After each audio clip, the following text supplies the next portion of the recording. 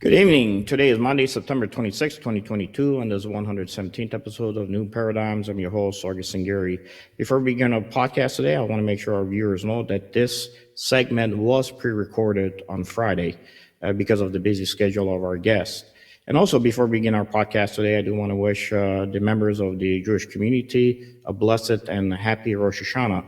The Jewish New Year's Rosh Hashanah commemorates the creation of the world and also marks the beginning of the days of Av, a 10-day period of introspection and also repentance that culminates finally in Yom Kippur holiday, also known as the Day of Atonement. This year, Yom Kippur is observed on the evening of 4 October. Rosh Hashanah and Yom Kippur together are the two high holidays in the Jewish faith. Before we begin our podcast again, I want to make sure I welcome our returning guest and a dear friend, Richard Goldberg. Richard is a senior advisor at the Foundation of Defense of Democracies. From 2019 to 2020, Richard served as the director for countering Iranian weapons of mass destruction for the White House's National Security Council. As a staff associate for the House Appropriations Subcommittee on State Foreign Operations, Richard did work on issues that were linked to the U.S. foreign assistance, to include foreign military financing, international security assistance, international peacekeeping, development, global health, and more importantly, economic support funds.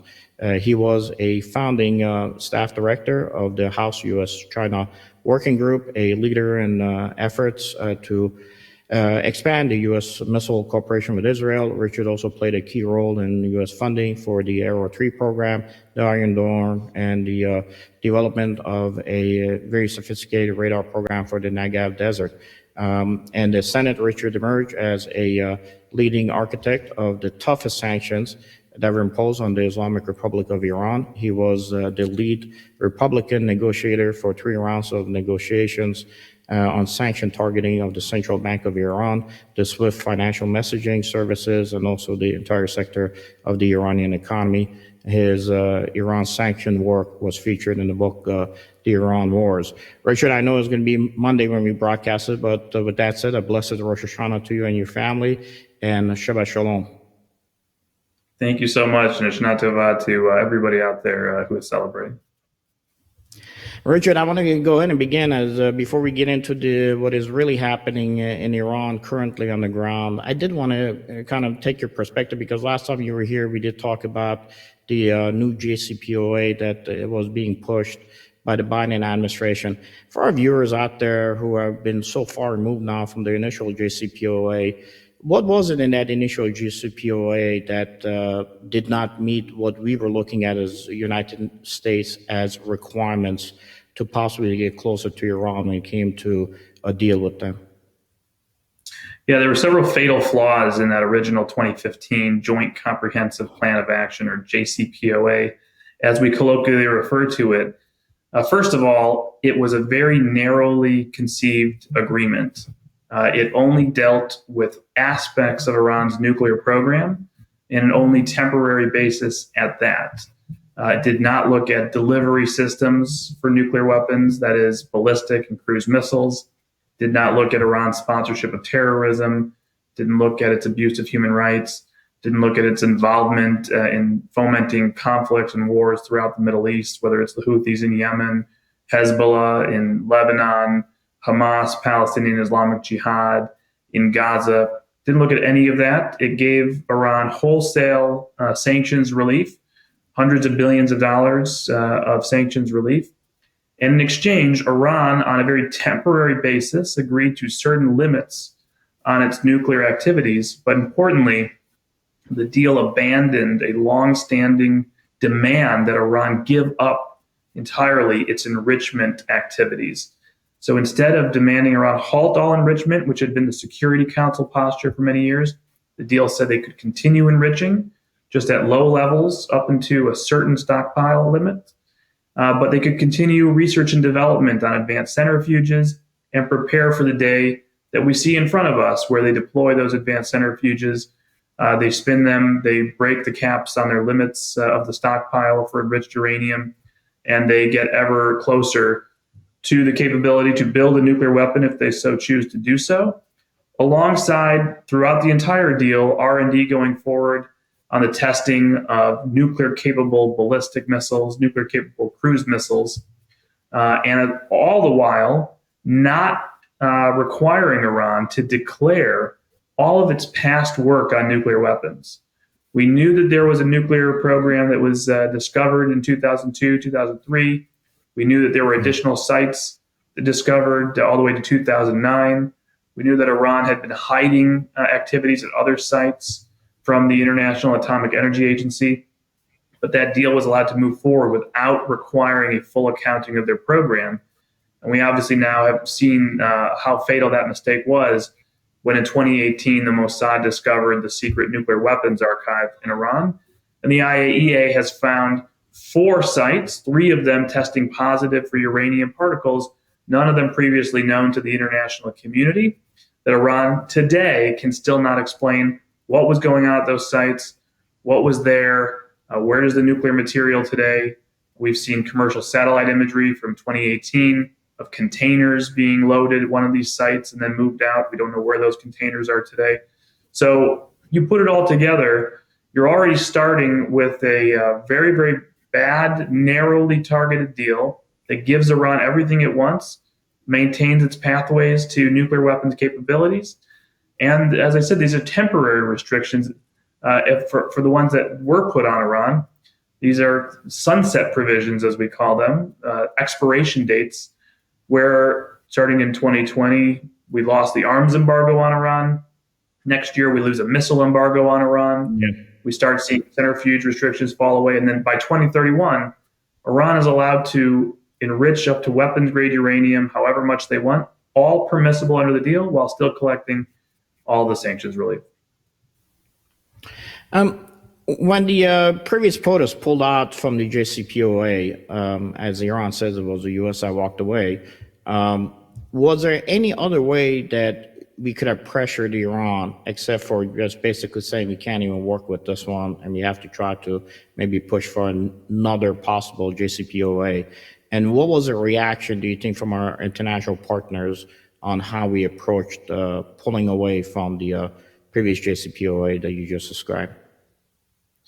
Yeah, listen, there were a couple of different camps at the time debating what we should do while we were in the JCPOA after Donald Trump became president. And he had clearly signaled he did not like the deal and wanted to get out of the deal. There was a lot of pressure from our European allies and Asian allies to stay in the deal because they were customers of Iran. They were trading with Iran.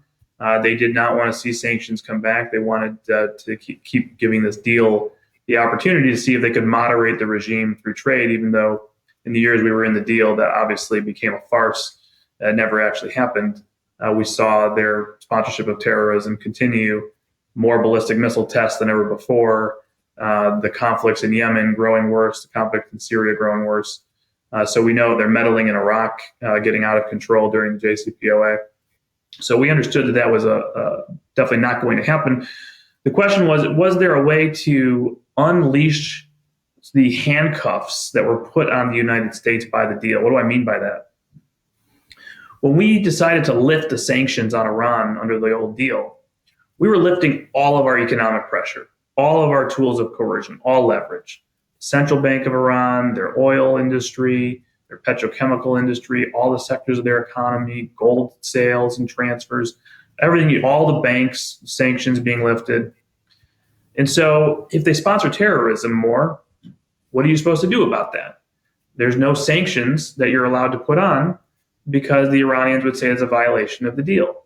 If they start testing ballistic missiles capable of carrying nuclear weapons, they're allowed to do that under the deal. The Security Council resolution put forward next to the deal actually diluted the prior restriction that banned testing, that said, we don't want you to test, but you're still allowed to. So we went to the Europeans and we said, we have an idea. We can fix the deal. President Obama had told us that our rights under the deal was that even though we were waiving sanctions and suspending all these sanctions for their nuclear program, if we found evidence of terrorism, if we have found evidence of missile proliferation or human rights abuse, we would still be allowed to impose sanctions for those non-nuclear activities. So we put forward this idea. The Central Bank of Iran was bankrolling the Assad regime and the war in Syria, continuing to send payments to Hezbollah and to Assad himself. Central Bank of Iran should have been reimposed sanctions on it while we were in the JCPOA for support for terrorism, right? Not for the nuclear program, but for terrorism. The Europeans said no. The Iranians would not allow that. They would say that is a violation of the JCPOA, that in fact the Central Bank of Iran has immunity from all sanctions for the period of the deal. And so on and so forth. You look at this company, it's connected to the IRGC. You look at that company, it's doing this nefarious activity, non-nuclear. But its sanctions were suspended as part of the JCPOA. We were told we had the right to reimpose those sanctions for non-nuclear reasons. Europeans said, no, you can't. That's a violation of the deal. So at that point, we had no choice. We had no coercive tools in our arsenal. We were completely handcuffed from economic pressure and political pressure against the regime. In fact, that means if you have no economic levers and no political levers, you only have one lever, and that's military.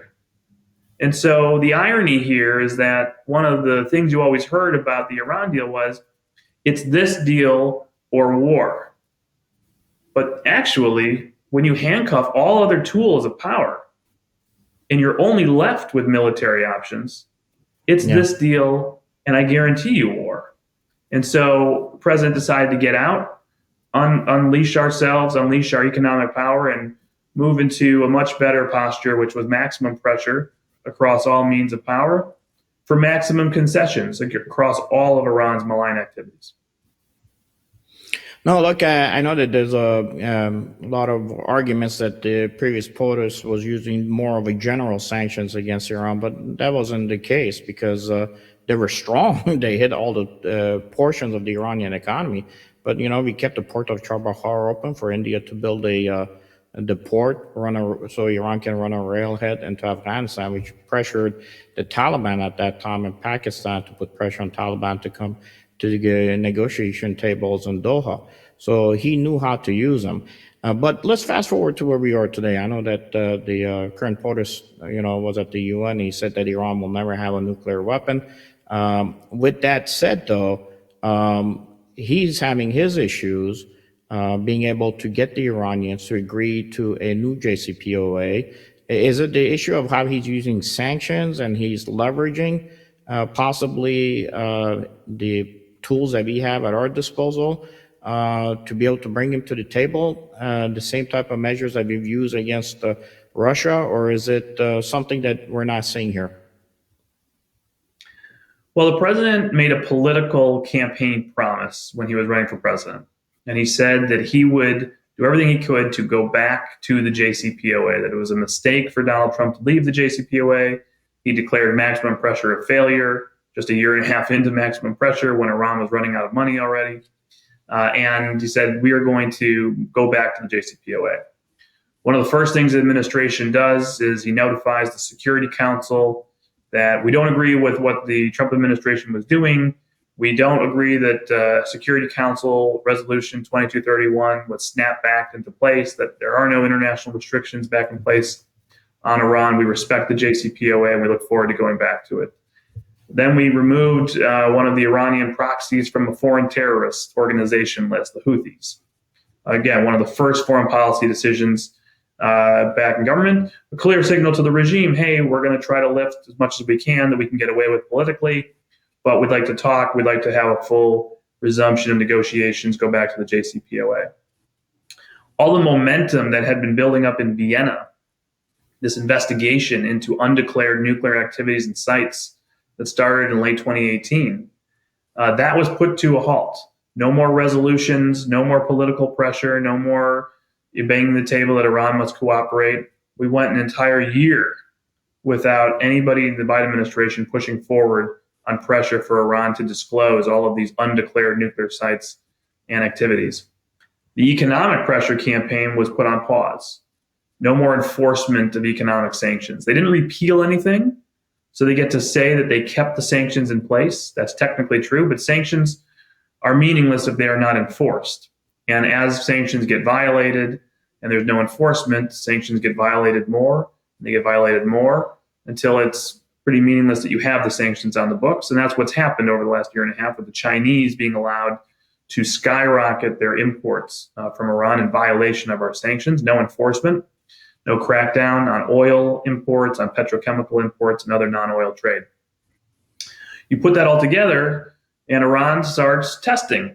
And so that's interesting. We're going to make this pretty interesting. We'll see how long the patience of the Biden administration is to pull back on all these pressure categories while we escalate. And so Iran spent the last year and a half escalating, racing forward with its nuclear program, first to 20% high enriched uranium, then to 60% high enriched uranium, just a stone's throw from weapons grade. Moving forward on deploying advanced centrifuges, testing them, speeding up their ability to enrich uranium, reducing their breakout timeline to near zero at this point as they've continued, with no pushback from the Biden administration, only offers to go back to the JCPOA and lift sanctions on Iran. What we have on the table today now, after Iran has increased its leverage by being allowed over a year and a half to ramp up its nuclear activities and get this close to the nuclear threshold, alongside its sponsorship of terrorism expanding with very limited pushback from the Biden administration. We saw attacks on U.S. forces in Iraq and Syria. And you saw the press conference from the Defense Department just a few weeks ago, where the Undersecretary of Defense for Policy lays out how exhaustive their planning was to make sure that no one was in a facility that was going to be targeted in a retaliatory strike for trying to kill Americans in Syria, because that would be escalatory, because that would provoke the Iranians, right? So there's zero pushback going on here, and the Iranians know it. And so they continue to push the envelope. They continue to make demands. They've asked to start from the JCPOA and start working towards their demands, which we have been doing. So everything I said about the old deal stays in place. The deadlines, the expiration dates, all remain in place. And if you think about it, if the expiration date started in 2020, it's already started to expire. In 2015, they could get away with those sunset clauses from a marketing perspective to say, oh, we have until 2031. This is a long deal. We'll figure out how to negotiate the next deal later on. Can't get away with that anymore. If you're not moving the sunset dates, this is a shorter deal than last time. It is by definition a worse deal automatically. But get this. The Iranians say, all these advanced centrifuges we've been working on and now deployed, yeah, we're not going to dismantle those. We're not going to destroy those. We demand that we put them in storage with the ability to break them out of storage at any time of our choosing to ratchet back up our enrichment at any time. So the breakout time, right, the time it will take Iran to break out to nuclear weapons drops in half under the deal on the table from where they were in 2015. And 2015 was already a bad deal. So this is a weaker deal on restrictions. It is a shorter deal because the expiration dates remain as they were in 2015. And you still don't cover missiles. You still don't cover terrorism. You still don't cover human rights. You still don't cover any other of the malign activities that are involved. We apparently will pay $7 billion to get U.S. hostages released. Remember, we did this in 2015 under the Obama administration, $1.7 billion at the time to get a hostage out. Just starting a month later, they started taking more hostages. And then they took more hostages. And they took more hostages. So now the price is $7 billion to release the Americans they have now. What do you think they're going to do right after they get released and they get the money? It's just going to encourage more hostage taking. We had changed our policy in the Trump administration, no paying for hostages, period, anywhere in the world, and it worked. But now we're going to go back to paying billions of dollars for American hostages. That won't just end in Iran. That will be seen by others as well. It'll be open season on Americans. So that's the deal that's coming at us right now. And oh, by the way, the IRGC, the Islamic Revolutionary Guard Corps, which today, right now, is plotting to murder and assassinate U.S. officials like John Bolton, Mike Pompeo, Brian Hook, and others, they're going to get sanctions relief under this deal, massive sanctions relief. President was negotiating about potentially bringing them off the terror list. He's conceded that now. He's going to hold them on the terror list. But they've developed all the sanctions workarounds to get the IRGC the money anyways. And so companies that they own, sectors that they've permeated, major institutions in Iran that finance the IRGC are all going to be subject to sanctions relief. And what's worse is there's no more pretend under this deal we can still impose sanctions for terrorism or missiles or human rights. Because get this, one of the things the last president did, President Trump, is he directed the Treasury Department and the State Department to impose terrorism sanctions on financiers of the IRGC Quds Force, which President Biden now says is a terrorist organization. The Central Bank of Iran, the National Iranian Oil Company, the National Petrochemical Company, a host of other banks, companies, and ministries today are subject to terrorism sanctions, not nuclear sanctions, terrorism sanctions for financing the Quds Force. This administration has offered to lift terrorism sanctions, which will put money directly in the Quds Force's pocket, meaning, no, we're no longer allowed to do terrorism sanctions while in this deal. Now we will officially be handcuffed. Before we were de facto handcuffed. Now we will be de jure handcuffed and just admitting to it up front. So it's a very dangerous deal. We estimate at FDD, year one, Iran will get $275 billion of sanctions relief as it's currently constructed. They will get $1 trillion of sanctions relief by 2030. Oh, and that's a convenient date because that's pocketing a whole lot of cash right before 2031 when the final sunset expires on the old deal, while they still have all their advanced centrifuges in place, and they really have a turnkey nuclear weapons program ready to go. Richard, when initially the first JCPOA came out, I was interviewed and I told folks that it's more of an economic deal to save Europe than it had to do anything with us trying to stop Iran from getting its hands on a nuclear weapon. Today, Iran brings in the Russian oil that is sanctioned. It burns Russian oil in Iran and it exports Iranian oil that the sanctions have been lifted off of, and it exports it to Europe and other places within our allies. And I know Raisi, when he came down here to speak at the UN, which I know you were critical of why he was given a visa to come down here, at the same time, he was able to come in and announce that he is now a permanent signatorial to the SCO, the Shanghai Cooperation Organization. And as we know, China is the lead for the SCO. China has literally bought Iran to the tune of $432 billion. What bothers me is a couple of things that have come out, especially with what is happening in the region. On the day that you had Nancy Pelosi visit Armenia because of Azerbaijan, which again started its operations today, again moving into various different areas of Armenia, regardless of what the ceasefire was supposed to have brokered. Even Turkey said that they want to seek permanent membership within the SCO, just like Iran has. Now, this strengthens Iran, and the Iranian President Raisi stated that he was thankful for all the SCO nations that approved that deal to allow them to be a permanent member. Now, some of those are allies within the Near East region, to include India. Was this JCPOA in any way and the failures the reason why now Raisi and Iran are able to become permanent members of the SCO? Or is there something else that we're not saying here? Because the SCO was initially established not just to economically, but from a military perspective to counter NATO and economically to counter EU. Where do you see this so-called SCO process? Is that going to allow the Iranians to skirt more sanctions under the current administration, or is there anything we can do about it? Yeah, you're bringing up a really important point, maybe one of the most important points we could talk about, because it's zooming out to 30,000 feet to talk about what is the grand strategy right now for U.S. national security. We can't have a discussion in a vacuum. We can't just talk about Iran and a narrow focus on Iran without understanding the role and the nexus with Russia and China and strategic competition the United States faces right now around the world. We are now in a new Cold War. And I think we have to really start acknowledging what that Cold War looks like and who the axes are in that Cold War.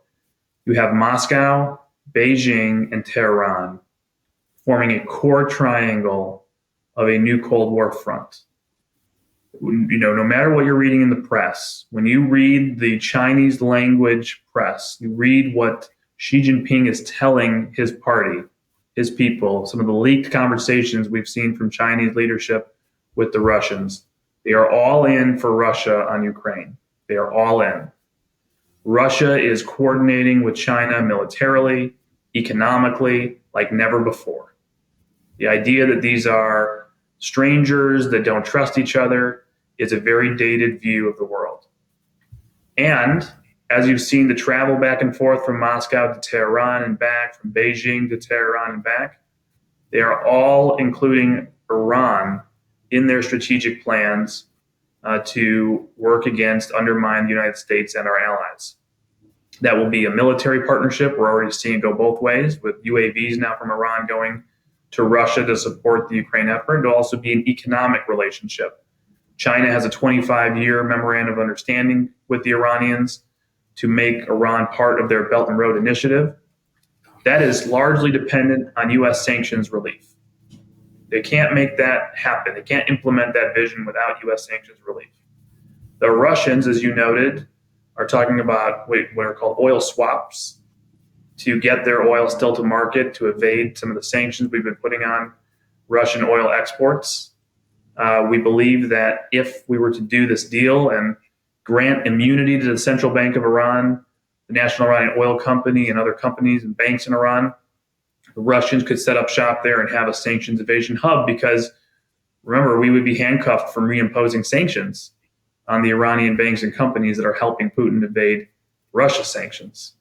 So all of this is going to be very well timed. I think it's all being orchestrated behind the scenes. Why does Iran pull back, go forward on the nuclear deal?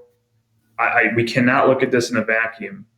The timing, remember, of the last time we thought the Iran deal was going to happen was in the spring. And the Russians were in the center of those negotiations. The Russians helped broker this deal. And then suddenly the Russians pulled them back right after the invasion of Ukraine. And we went the entire summer without a deal. Well, then suddenly Vladimir Putin goes to Tehran. And a couple of weeks later, we hear we're on, the 1 yard line again of having this nuclear deal. And then suddenly there's a bilateral between the Iranians. Foreign minister goes to Moscow, and 2 days later, the Iranians say, no, we have more demands now. We have more demands. You need to close down this International Atomic Energy Agency investigation altogether before we're going to move forward. That's our new demand. We made IRGC demands. Now we have IAEA demands, and we're going to delay this deal a couple more months. So there's clearly a lot of orchestration there. We should be very concerned about that. And just think of it in past years. Would you have ever gone ahead and said, oh, well, during the Cold War, we're going to put pressure on the Soviet Union, but we're going to shower all the Soviet Union satellites with gifts? No, that's crazy. Right? During World War II, we're going to, go easy on Italy and Japan and just focus on Hitler.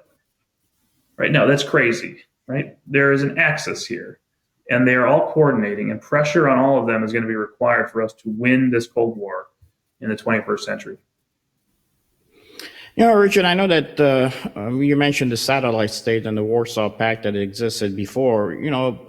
We really, sanctions came into play when the U.S. was able to finally get everybody on the same sheet of music, for the better term, for us to use the same systems that globally allowed us to kind of be interconnected.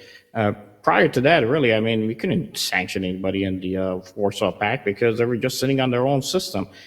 Do you think that, as Raisi said, that, Iran is a geostrategic position for the SCO, literally laid it out to the West? Do you think that it is a process, maybe when you're looking at a larger war between the East and the West now, as it's developing, that they might be looking at and or have already designed new systems to include something different than the SWIFT system that they might be using that is allowing them to possibly start implementing that plan?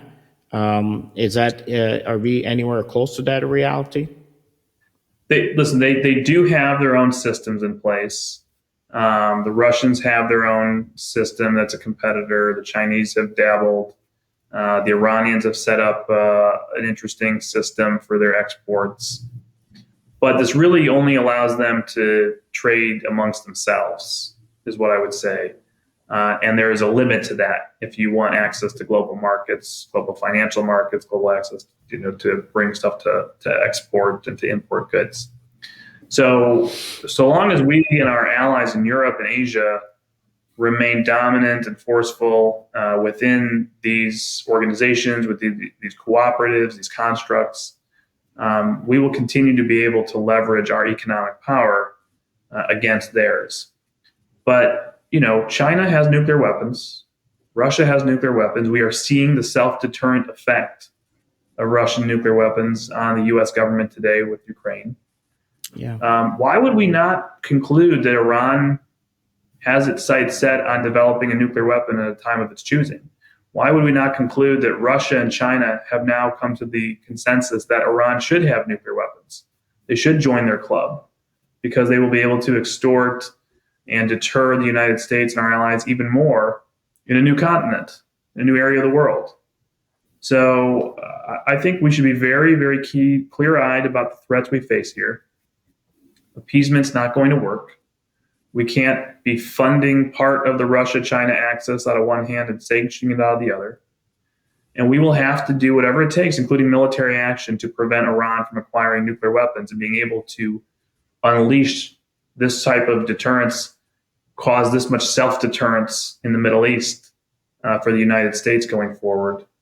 That is going to be critical for our national security. One thing I want to mention something. Sorry, you very correctly pointed out India as part of SCO and some of the things they've been saying in the last few weeks. I'm concerned about that. I don't think this is getting a lot of attention. The Indians obviously are hedging right now, I believe, in their relationship with the United States, and that's a dangerous thing. We've long viewed India as our way of maintaining a balance of power in the region against China long term. Massive democracy, ally of the United States, natural counterweight to China as its population continues to grow, its economy continues to grow. If it could ever actually unleash the full potential of the Indian economy, close military relations, close relations militarily and economically between India and Israel, growing for many, many years now. Yeah. But after our pullout from Afghanistan, our withdrawal from the region, sort of handing the Indians over to the Pakistanis and the Chinese, I think there's an enormous amount of hedging going on where the Indians see Russia as a potential protectorate. They see the Russians, which have long been a military supplier still, as potential balancing intervention within the SCO against Chinese threats to their interests. And you see them cozying up with the Iranians still, right? Afghanistan has fallen to the Taliban. The idea that you would need that Chabahar port today makes very little sense. Why are we trying to bring shipping into the Taliban at this point? That doesn't make any sense. And by the way, the Chabahar port is controlled by the IRGC.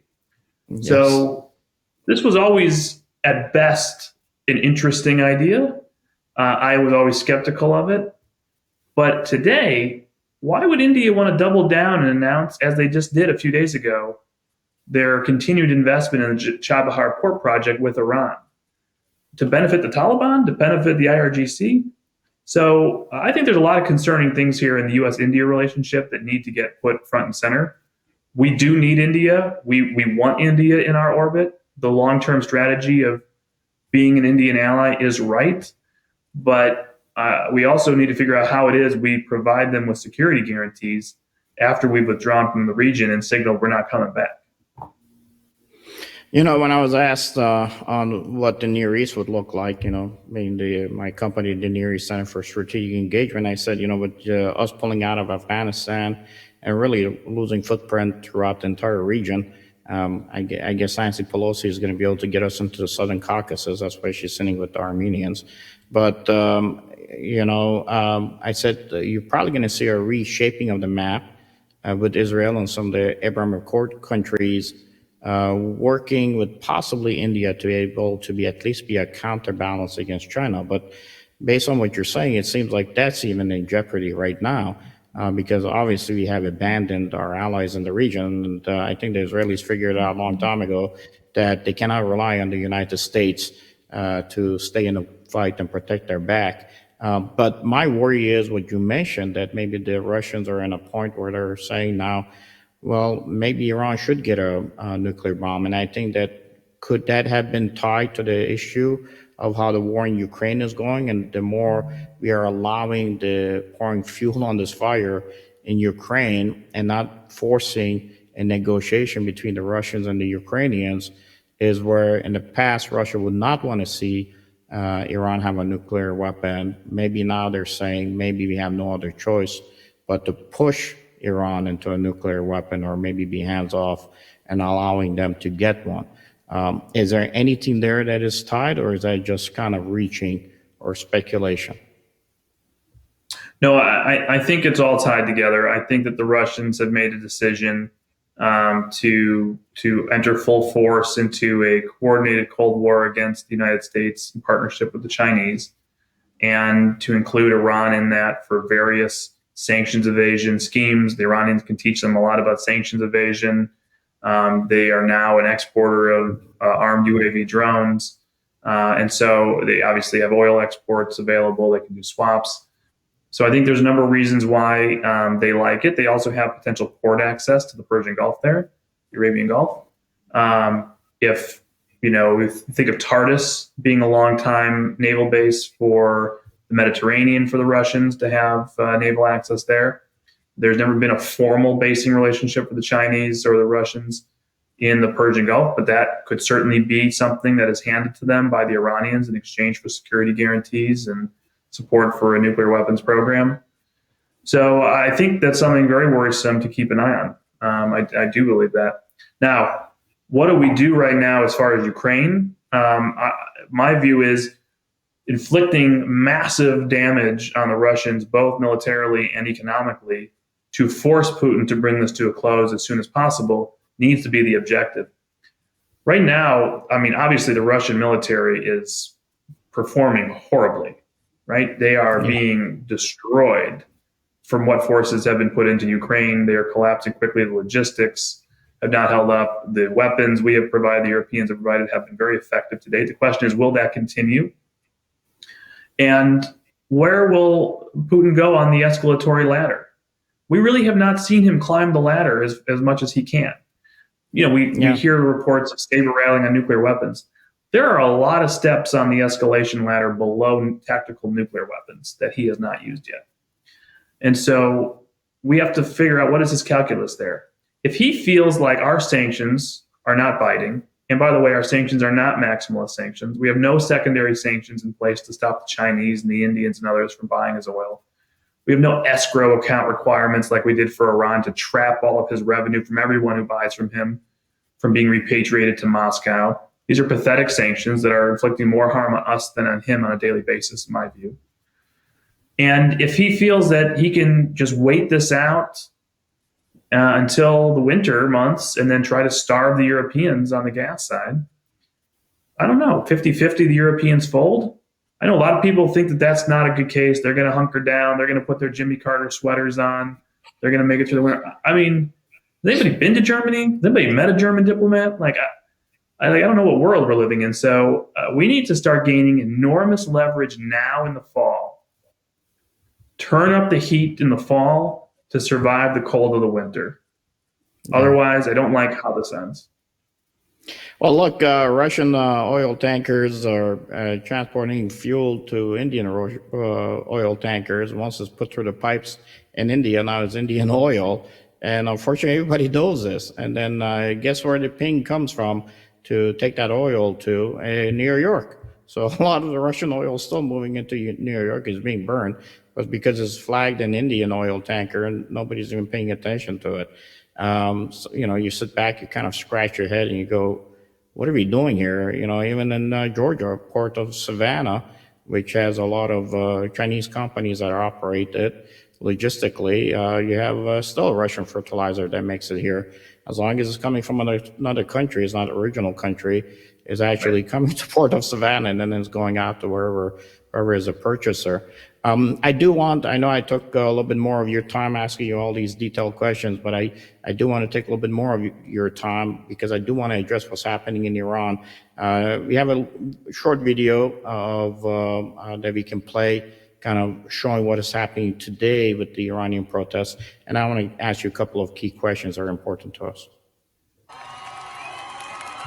Dancing in defiance.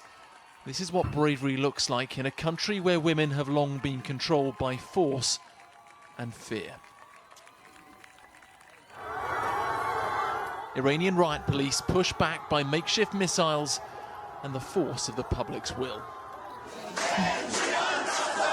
Women, life, freedom. One of the chants echoing across 80 cities where headscarves are being burnt in protest against the repression of women's rights. This should be a stop. This kind of oppression against women, this kind of discrimination, this kind of violence against a gender should be stopped. Protests ignited a week ago following the death of a 22-year-old woman who died after being detained by the so-called morality police. Mahsa Amini was arrested and allegedly beaten with a baton because it was claimed she was wearing her hijab wrong. The police deny brutality and say this video shows her in the moments before suffering a heart attack. But with their denial failing to calm the streets, the government are increasingly turning to force. At least 9 protesters have been killed. The true number is likely to be higher. Tonight at the UN's General Assembly, Iran's president defended the actions of his government and police. The Islamic Republic will not allow the trampling upon the rights of anyone. And we have not come yet, as of yet, to the end of the road as far as that investigation is concerned. Iran's Revolutionary Guard has called for anyone spreading what they've described as fake news to be prosecuted. Tonight, many cities are without internet coverage as they try to stop information and protests from spreading further. Martin Stew, News at 10.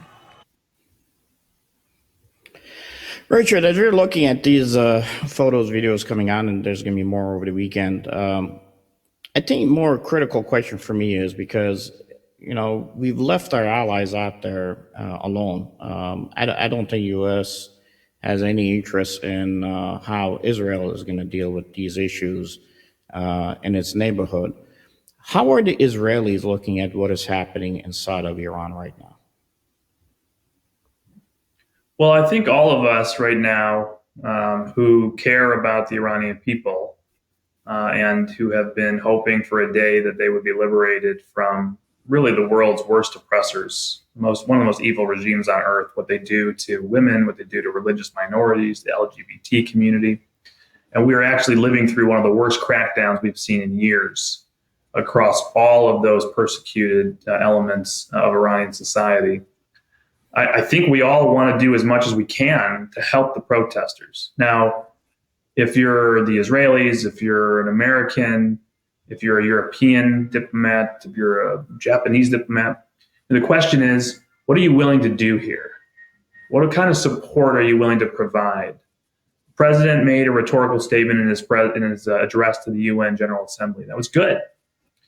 But you're still sitting at the table with the oppressors, offering them hundreds of billions of dollars to fund the oppression forces, the Basij, the IRGC, the MOIS, the internal security mechanisms of the regime, Supreme Leader's office, all going to get massive, massive cash infusions if they do this nuclear deal. So step one, why are we offering money while they are brutally cracking down on women, on protesters in the street, sentencing 2 LGBT activists to death, rounding up Baha'i religious minorities left and right? Why are we doing that? That should stop. That should pull back. Progressive values we hear about from this administration, the war on women that's going on in America. What about the actual war on women that's going on in Iran right now? LGBT, we're going to stand up for LGBT. Really? They're sentencing LGBT activists to death just for being LGBT. So we need to do more than just rhetoric. We saw Elon Musk tweet out that he wants to bring Starlink to Iran. There was just a exemption expanded by the Treasury Department at the end of this week on Friday, for those watching here on Monday, to expand the ability for Starlink from SpaceX to go to Iran. It's a nice idea. Elon Musk charges money for those kits. They have to be put onto roofs and connected and to be able to access the satellite internet. So a lot of logistics, a lot of question marks about how that could happen. I think a lot of us want to work with Elon on that if he's serious about getting it into the hands of the Iranian people. But there's a lot of other opportunities, ways to get things to the Kurds in the north that can help the protesters. Obviously, these protests starting in the Kurdish areas, now spreading to the rest of the country. Yeah. The Israelis have capabilities. We should be doing all we can. We can't stop ourselves from supporting in every way these people who are on the streets, putting their lives on the line for a better place in Iran that would change the world dramatically if they were to succeed, just because we want to do some nuclear deal that doesn't even make sense anyways. I do want to ask a couple of shorter questions real quick, and I know we're running out of time, but one of the pieces that Raisi constantly refers to is that, what is happening in Iran is outside influencers and outside groups. I know that we have non-state actors, in this case, Elon Musk, who can operate in Ukraine and is trying to maybe operate also in Iran. But my question is, who do you think he's referring to when he talks about these outside groups and non-state actors possibly that might be affecting what is happening on the ground? Is he talking simply opposition or something else? No, I think that these are boogeymen that he creates. This is what he'll call the Zionists, right? The Mossad, the organizations that are receiving funding clandestinely inside Iran. They've already sanctioned the Foundation for Defense of Democracies, right? They've sanctioned other think tanks in Washington. I'm sanctioned. I was sanctioned in August of 2020 before it was cool. I got my own press release before it was just laundry lists. So I like to think it was a badge of honor still. So I thought it was removed. I'm shocked it's still there. I thought it was removed. Yeah, I still can't get my money out of the bank account in Tehran. So my visas have been denied. But no, I think, listen, this is the boogeyman because it can't be the regime's fault. It can't be that most of the population of Iran actually hates him and actually hates the supreme leader and hates the Islamic Republic and does not believe in the Islamic Revolution. That is the fact. That is what is happening. This is not just an economically bankrupt regime. It is a morally and ideologically bankrupt regime that does not have the support of its people. And it's not just like 2009 when we saw the middle class come out of the stolen election. This is across different classes. This is working class. This is religious classes. This is middle class. It's everybody in Iran. There's no more reformist camp. The people who used to say they were reformist have said, you can't reform this. There's no such thing as a reformist.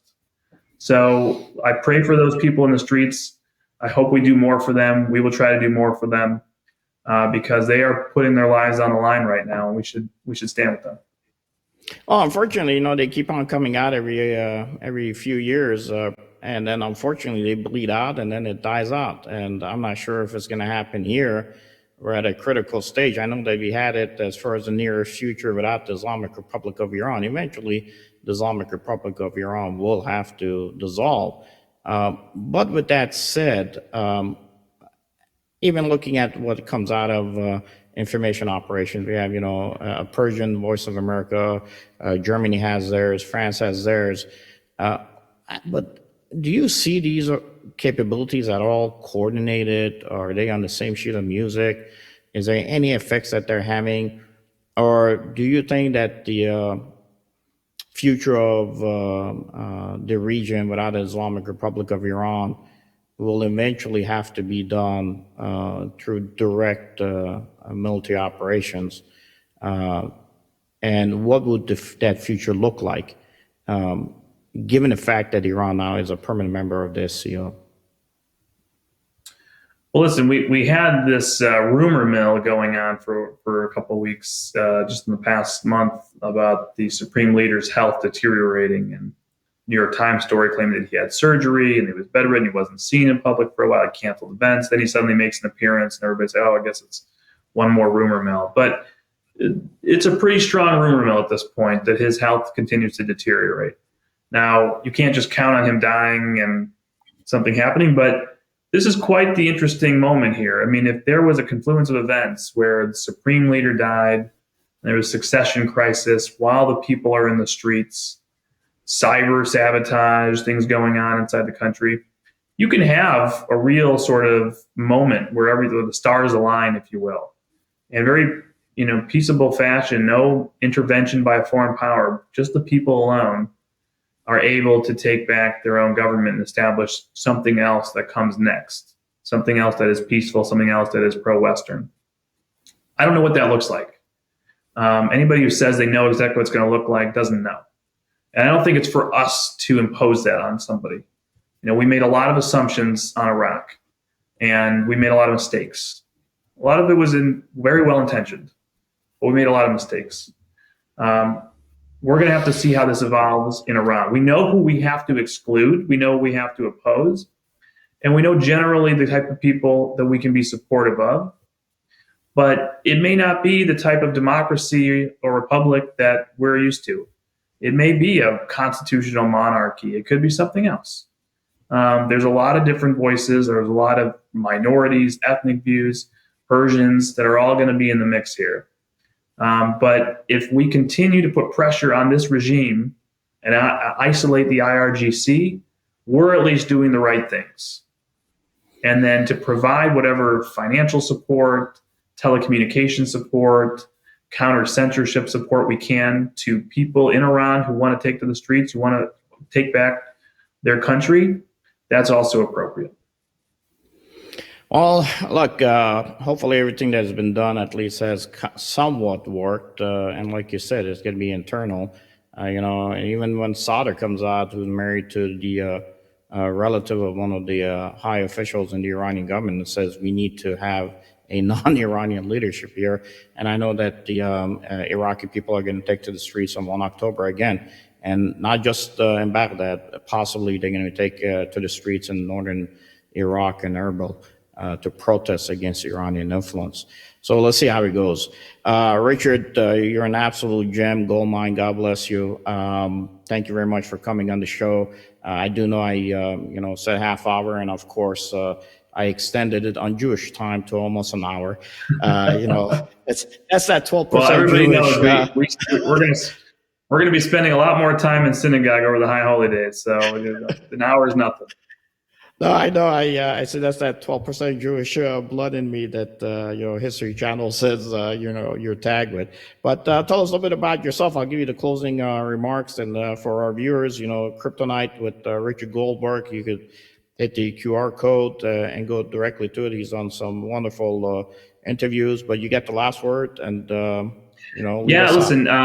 Visit fdd.org for my work and my colleagues' work on this and other issues in foreign policy. You see the QR code there for Kryptonite. It's still about a year-old podcast now, focused on cryptocurrency, illicit finance threats. We're seeing Iran turning into cryptocurrency a lot more. We're seeing Russia, China, others developing their own plans. It's a space not a lot of people are looking at.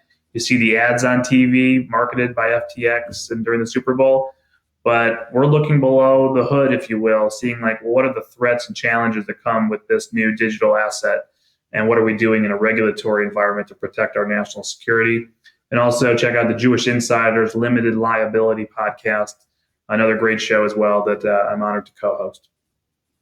No, much appreciated. Thank you very much, Richard. And I won't keep you any longer. Enjoy the holidays. Blessings to the family. And let's hope after the high holidays that we have a new Iran that we have to deal with. And for our viewers out there, if you like the show that we do, United of Sin Appeal, this year we're also raising money for the refugees in South Sudan. Unfortunately, China's there causing absolute havoc. And because the World Food Program had to pull out and support the people of Afghanistan, you still have a lot of refugees that are stuck in Kenya, one of our allies that are South Sudanese, and whatever you can helps us with that mission. And also especially for those Syrians of northern Iraq who are again being trampled under the footprint of the elephants that are fighting. And much appreciated to Sim Productions and Fred for giving us this opportunity. Without his work, we wouldn't be able to bring great guests like Richard here. Richard, God bless you. We're going to leave out with a video interview that you did with Levine. I think that first part was very important, and we will see you again. God bless. This New Paradigms. God bless. Thank you. And so I thought I would bring the foremost expert on this topic, Richard Goldberg, former senior official, National Security Council under President Trump with the Foundation for the Defense of Democracies, senior advisors. Richard, welcome. So it's here. This is incredibly serious. The Iranians have been slow walking the Biden administration, which has been on its knees begging them to get back to negotiations in a serious way. Now they're going to have nuclear weapons, weaponized nuclear missiles that at some point soon will be able to reach Europe and then the United States and certainly the Arab countries and certainly Israel. What do you make of this? Mark, good evening. Thanks for having me. You're absolutely right. It's unbelievable to think where we have come over the last year and a half under the Biden administration's failed policies on Iran, going from maximum pressure to maximum deference almost overnight on January 20th, 2021. No more military deterrence. The Iranians are not afraid of the United States right now. No economic sanctions enforcement. We're seeing exports of oil to 900,000 barrels per day, most of that going to China. No crackdown on that. So the Iranians are feeling pretty good economically right now relative to where they were during the maximum pressure campaign. No pressure in Vienna at that UN watchdog, the International Atomic Energy Agency.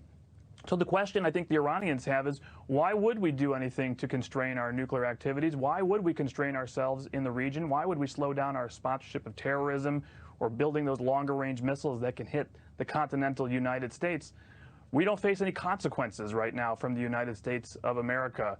And so, yes, we have these alarming reports that throughout the last year and a half of the appeasement campaign to try to offer Iran billions of dollars to come back to that flawed, terrible Iran nuclear deal that's expiring anyways, what we have seen is the Iranians march forward with their nuclear program, advance their enrichment, increase their stockpile, heighten the level of purity of enriched uranium we just talked about, 60%.